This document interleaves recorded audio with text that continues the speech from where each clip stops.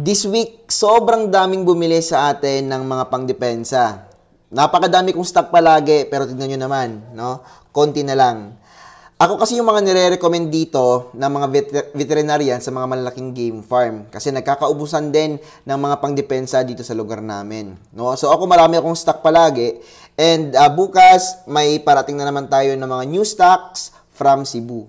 Dito sa mga breeders namin, every 3 months po kami nagbibigay ng pangdepensa. At yung binibigay lang namin dito ay Lasota plus IB. Every 3 months, no? And once a year naman, ang Coryza Vac.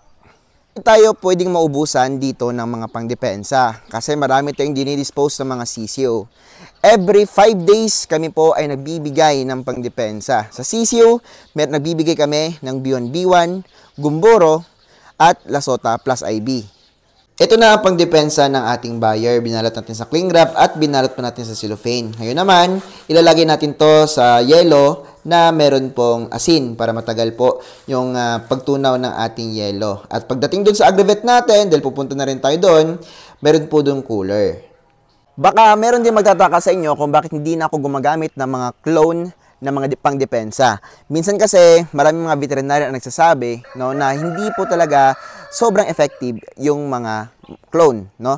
Ibig sabihin nun, yung clone meron ng Beyond B1, meron ng Lasota, and meron na ring IB or infectious bronchitis.